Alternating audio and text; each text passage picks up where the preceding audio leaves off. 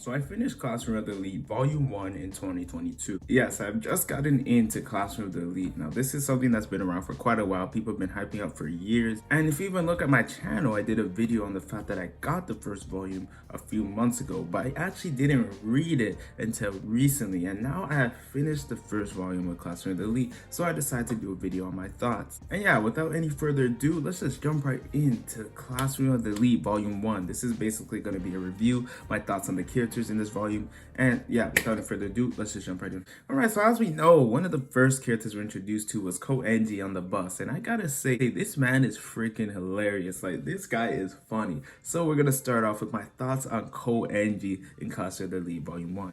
As we know, at the beginning of the story, there's a bus scene, and this is where we're introduced to the character Koenji. And during this scene, there's an old lady who's trying to find a seat on the bus, and another lady suggests that Koenji should give his seat because she's struggling and she's old.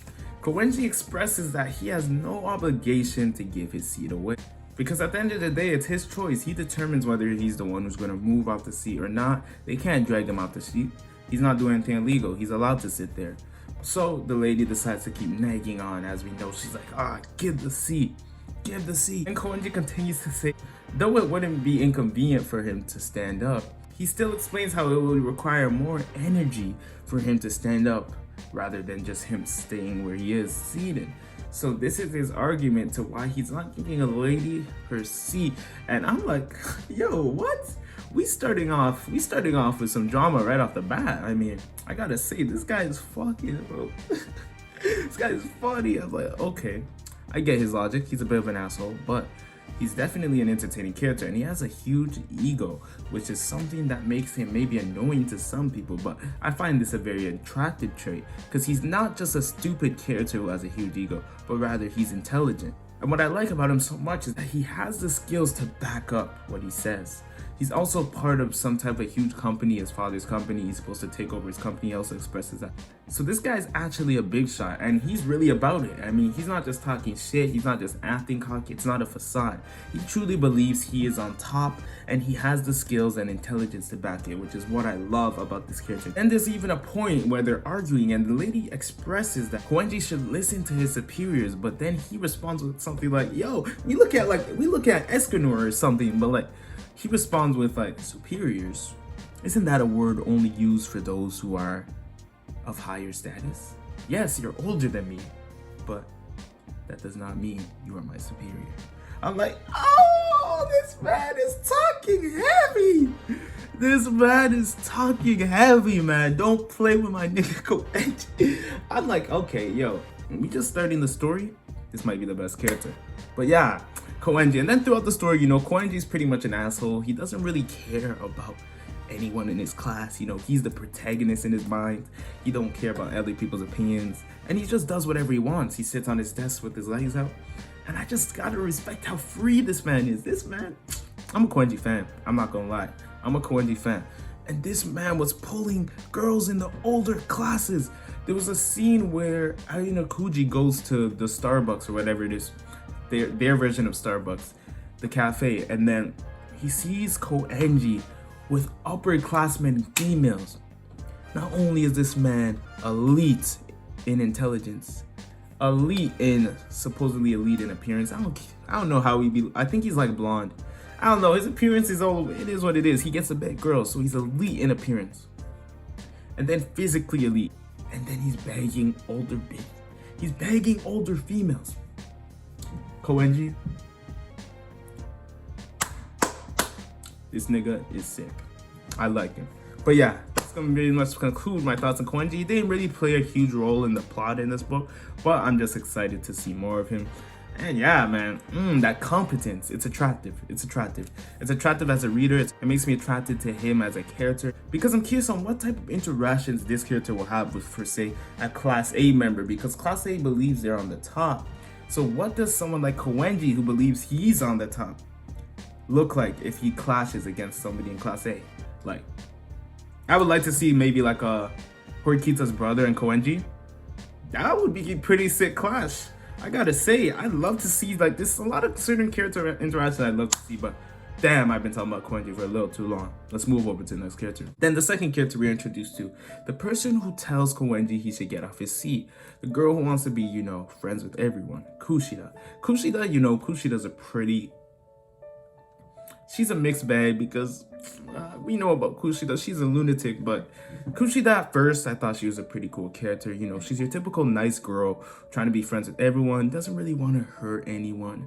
And she's just your typical image of, you know, just a girl, the cute girl that everyone likes. And in her intro scene, yeah, she tells Koenji to get off. Koenji says if you really want to help the old lady, talk to someone else. So she decides to ask the whole bus if someone would be willing to give her a seat, which then leads to a lady deciding she'll give her a seat. So Kushida not only in her first appearance tried to help the problem, but also solved it. So I'm like, okay, problem solver, trying to do good. Cool character. I see what type of character this about to be. Or so I thought. But then we cut over to the scene where Kushida does a 180. But you know what? I don't think I'm gonna jump to that just yet. From the very beginning, when class members introduced themselves to each other, Kushida made it a point to try and be friends with everyone. She was constantly collecting classmates' contact info, including, of course, the protagonist, Ayanakouji. And she has this strange obsession with Horikita. She's always asking Ayanakouji about Horikita. She seems to have some type of past with Horikita, potentially, but she really it's just weird. Like, it's a little bit unnatural. She tries to play it off as if, oh, she's just looking out for her, but I feel like she might have something against Horikita. I think she has a problem with Horikita. I don't know what it is. I feel like it's maybe because Horikita is the only one who doesn't fall for her charm. The one who doesn't get manipulated by her. The one who looks away. The one who's not attracted to her light. Kushida wants everyone to like her. So if you're that one person who doesn't like her, she's gonna come for you. You're gonna grab her attention. And that is why Kushida's a little bit of a lunatic, because she loves the attraction of people. She loves the appraise of people. She loves external validation. At least that's my expression. That's my impression of this character, just how this first volume. And she's a lunatic. As we know, Ayanakouji was talking to her one day. I'm like, okay, it's cool. They're having a normal conversation. And all of a sudden, Kushida just switches personalities. And she starts expressing about the fact that apparently she hates Ayanakouji. She despises him. She said she hates guys like him.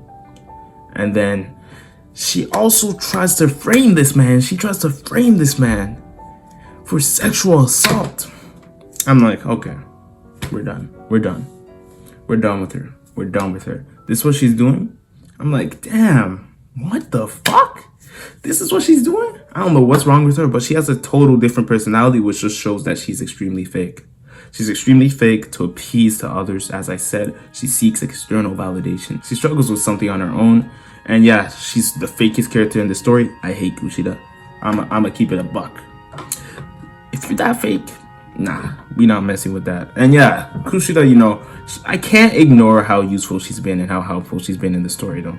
When it comes to getting contacts, Kushida's the one to go to, man. She has been so helpful with connections, and because of her ability to be so fake and talk to so many different people, and you know, that outgoing attitude she puts up, we have been able to advance Class D. We've been able to get, you know, the old test scores. So Kushida has been very useful for looking in that sense. But as a character, you know what? I don't mind her because she adds a lot of intrigue and excitement to the story. Because you never know what Kushida you're gonna get, and you never know what she's really after. It's strange, like, I don't know. There's a lot to her, and she's interesting. But yeah, let's move over to the next character. You know what? Before I move over to the next character, let me just state my thoughts on the school and point system. So as we know, this school is government funded, and it's a school for the next leaders of Japan. And because of this fact, they get a lot of benefits just being students at this school. One of those benefits being the 100,000 points they get, which is basically 100,000 yen. And at first they think they're going to be getting these points every month. So a lot of people are excited. I was excited to read it. I'm like, yo, that's a fucking blessed school. You get 100,000 points to do whatever you want with every month? That is so crazy. What is that? Like, what is that in US dollars? What is that? 100,000 yen in US dollars. I'm not going to look it up right now, but that's definitely over 1,000, right? Is it? About $1,000. $1,000 every month to do whatever you want. I'm guessing it's $1,000. Let me know in the comments if I'm wrong, but like, hey, that's a plus. I'm gonna blow it out. I'm not gonna lie. If I'm getting it every month just to go to school, I'm gonna blow it out just like everyone else did. So yeah, as we know, the class blows it out, and then in class D, they learn about the fact that they are class D, the lowest ranking class, and this is when we're introduced to the class system itself. So the class system is D, C, B, and A. A being the highest class. A being the highest class where all the elites are at. So A is pretty much the class everybody's striving for. They have the highest points, they have the most efficient work ethic, they have the most efficient system going on in their class supposedly. And they are pretty much the classroom of the elite. They are the class that pretty much named the story. The class A is literally the classroom of the elite. And this is where Horikita's brother is part of. And as we know, if we're talking about Horikita's brother, I guess I'm gonna go on to him because it connected so nicely. We're gonna talk about Horikita's brother. He's a member of class A, I believe. And this guy is a piece of shit. I'm not gonna lie. Horikita's brother's a piece of shit. I'm gonna keep it about because he has this weird thing where he wants to keep his sister below him. Like, he has some mental thing going on. Maybe he doesn't want to admit it to himself, but I can clearly see it. He doesn't like the thought of Horikita being useful or being anything. He doesn't like the thought that his sister attends to the same school as him. Maybe he's even jealous, or maybe he's angry, resentful at the fact that his sister even got into the school. For whatever reason, Manabu does not like his sister. And as we know, this definitely affects Horikita a lot throughout the story, which we'll get into later. But he hates her for some reason, and he has this insanely high ego and just asshole attitude. But he also has a very demanding and commanding presence, which is why he's in the position he's in as the student council president. Everyone at the school reveres this guy. And the moment where this guy proves that he is a piece of garbage is when Ayanakouji happens to stumble upon this guy about to beat the shit out of his sister. I'm like, bro, what are you doing? Like, this guy, I don't know what's wrong with him, but like, he's about to beat the living shit out of his sister. And for some reason, I don't know, he really hates her. We gotta get some backstory. Manabu Horikita, I hate this nigga. He's trash. He's garbage. And yeah, he's also very intrigued with Ayanakouji because Ayanakouji was able to stop him. You know, this guy is also trained in martial arts, and Ayanakouji was able to stop him, which is very intriguing on Ayanakouji's part. Seems as though Ayanakouji got a lot. Ayanakouji has so many mysteries, man. This video's everywhere, but this is a just afterthought video regardless. So yeah, he's very intrigued with Ayanakouji because Ayanakouji always has this mystery to him where it's like he can do things, but he's not acting like he can, but he can. That's why Ayanakouji is kind of an exciting character because you know he's lying, you know he's pretending, you know he's even lying to himself. But we're going to get into that instead. Either way, Manabu's intrigued by Ayanakouji because he can see that Ayanakouji is someone who's, I guess, strong, like him, whatever his image of strong is. And yeah, that's pretty much all this guy did the story. You know, he's a student council president. He's the cool guy at school. And yeah, that's my thoughts on Manabu Horikita. He's kind of cool-ish. Not really. Anyways, then we got Horikita herself. As we know, Horikita is pretty reserved. She's a basic reserved girl. She's quite intelligent. She's not too worried about things going on around her. She's really just focused on her goals. And she's strictly just trying to reach those goals. In the beginning of the story, we see that she was also on the bus and she wasn't really doing anything. She wasn't even reacting to the whole old lady situation. So she was pretty much on the same wavelength maybe as Koenji. Maybe she's agreeing with some of the things she said. Or she has her own morals that she stood by. But either way, she was definitely one of the people who was unwilling to give her seat to the old lady. Ayanakouji's reason was he didn't like trouble, but we still didn't get a clear reason for Horikita. Horikita, even in the classroom, you know, she doesn't want to talk to anyone. She's kind of an asshole to people. Sudo, for example, you know, Sudo, sometimes he deserves it, but like, she be going too hard on him sometimes. But yeah, she's an asshole to people, and the only person she really seems to talk to or click with is Ayanakouji.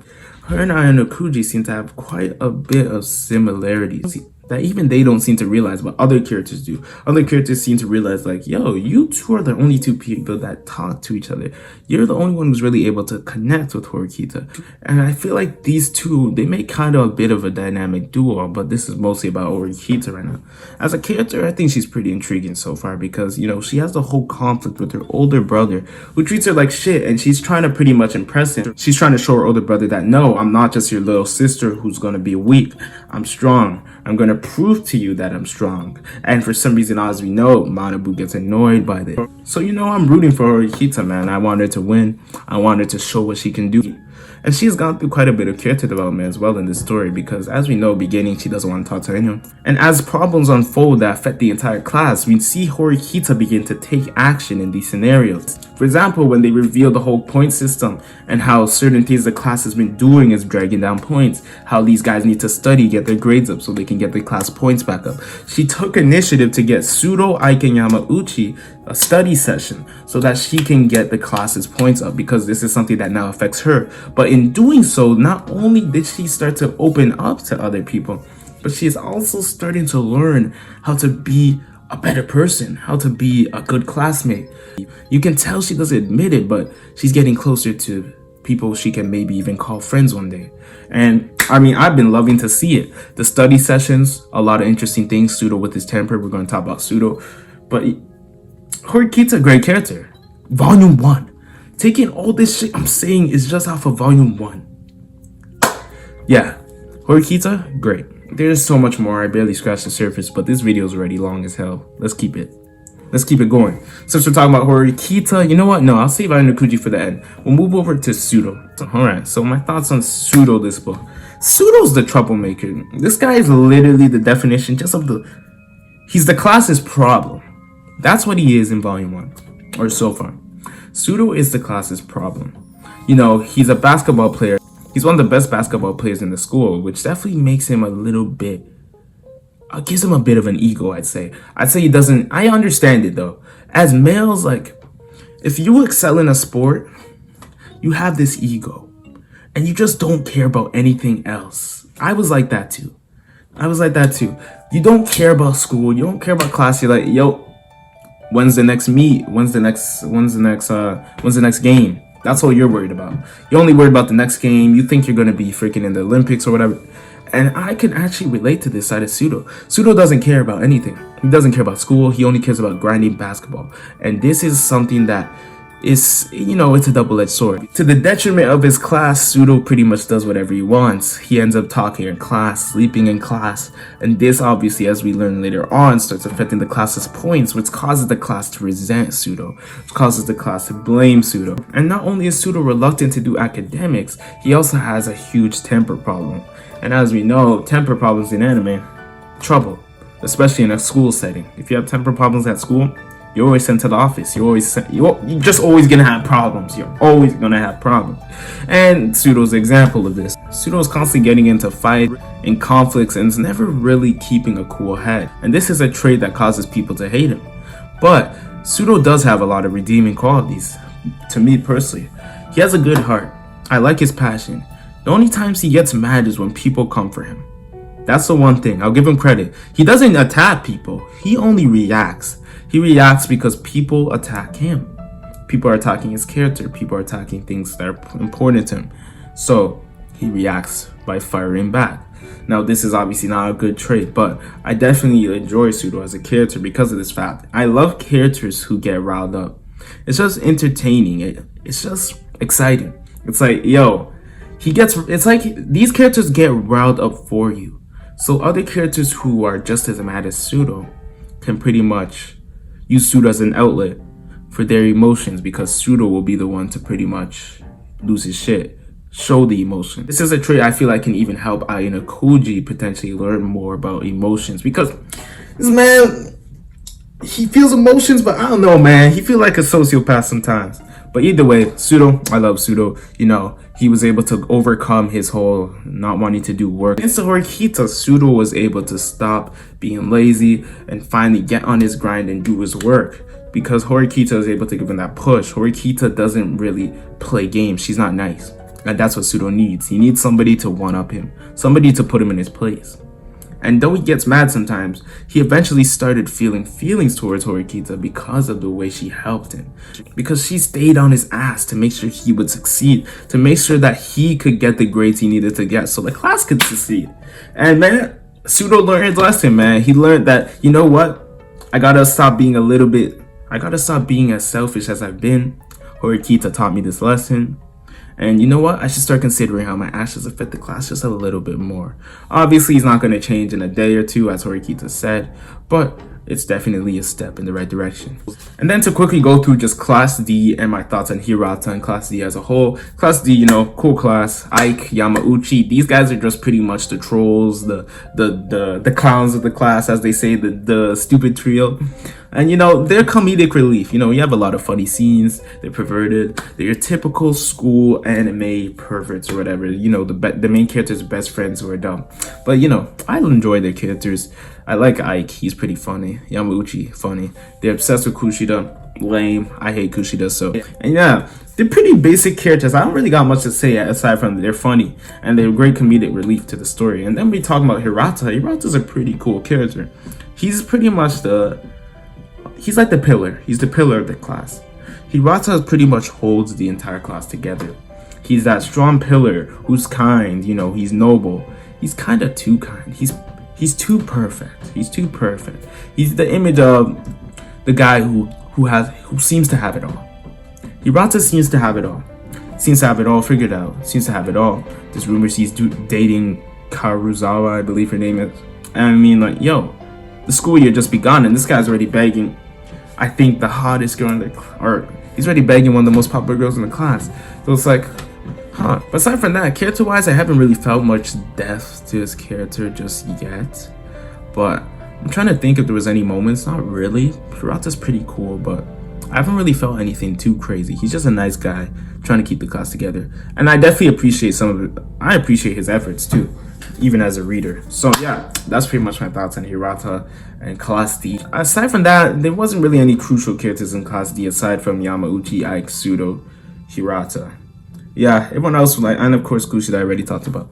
But like, yeah, we haven't gotten all the Class D characters really fleshed out just yet. So yeah, that's pretty much my thoughts on Hirata and Class D so far. And now for my thoughts on the teacher of Class D, it's Chabashira Sensei. Now, I'm gonna be honest, I do not like this character. She's strict. She's strict. She's unforgiving. She's indifferent. She's too indifferent. Like, you would think with a system like this where you're the class teacher of Class D, you want your students to succeed. You want to see them, you know, go up to Class A so you can see them in the hallway and be like, yo, I remember you when you were in Class D. I helped you get up to Class A. Hey, what's up? But no, Chabashira, no, she doesn't want to do any of that. She wants to watch them burn. She wants to watch them die. She wants to watch them fail. She'll just stand there and watch you die. That's the type of teacher we're looking at. Type of teacher who will watch you slip off the edge of a cliff and not even lend a hand. I can't like this character. I can't like her. She's so like, what the hell? She couldn't have told them all this stuff earlier. Like, she tells everyone things last minute or when it's too late. And she's just unforgiving. Like, when Sudo was 1 point off on the test, she couldn't even like sneak a little point in. She said, nope, that's the rules. Sudo, you're expelled. Like, really? I was like, we see this guy put all this effort in and she's just about to throw it away? I can't respect that. I'm not gonna lie to you. I don't like Chabashira Sensei. And then she has this weird thing going on where she's like, oh, I'm on to you, Ayanakouji. I'm a detective. I'm gonna get your ass. And I'm like, oh my god, like,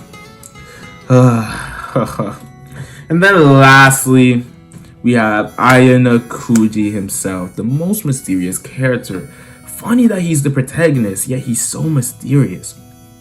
So Ayanakouji, as we know at the beginning of the story, he was on the bus scene.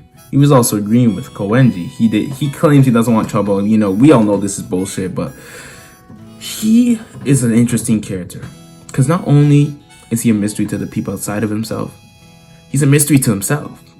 I feel like Ayanakouji doesn't even know who he is. That's my impression so far, at least. He keeps telling himself certain things that I'm like, is this really the case?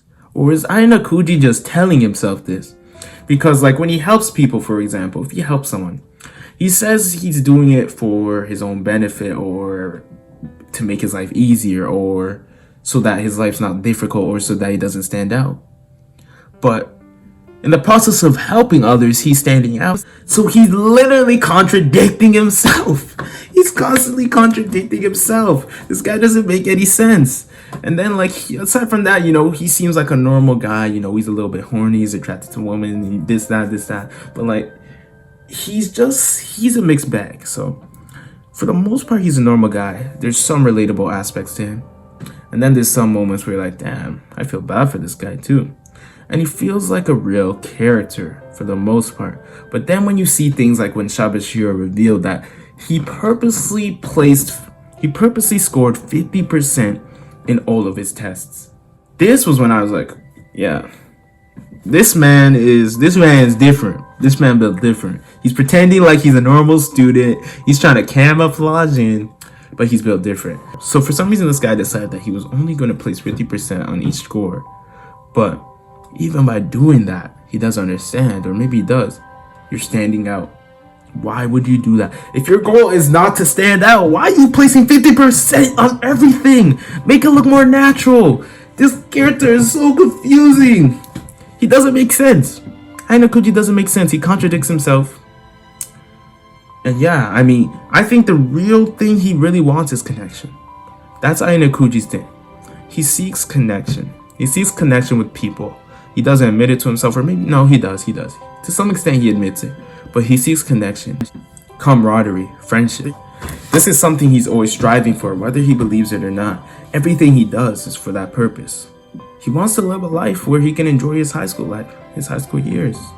And that's pretty much all I can tell so far from this character. Yeah, that's pretty much it. He's a normal kid for the most part. He has a lot of mental contradicting he does. And then I forgot to mention also the fact that he manhandled Horikita's brother. That was pretty cool, I'm not gonna lie.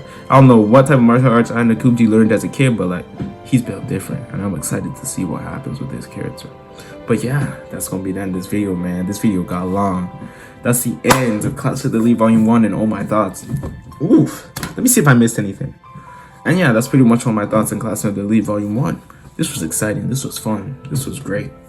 A lot of interesting characters. If I had to say a favorite character, I'd say my... you know what? Because Koenji was so funny, I'll say Koenji, Sudo. I like Koenji, Sudo, and Horikita most likely. Yeah, I'd say Koenji, Sudo, Horikita. Yeah. So far, those are my favorite characters, and of course, Ayanakouji's cool. But like, if I had to say my top three, it'd probably be Koenji, Sudo, Horikita. Maybe replace Koenji with Ayanakouji, you know, because he was funny, but like, I don't know. That would be pretty much it, though. That would be the end of this video. As always, people, have an awesome day. If I had to rate it, you know what? If I had to rate the book 1 through 10, give this one a solid 8. I'd give it an 8. 8 out of 10. And yeah, as always, people, have an awesome day. Just the hero. Out.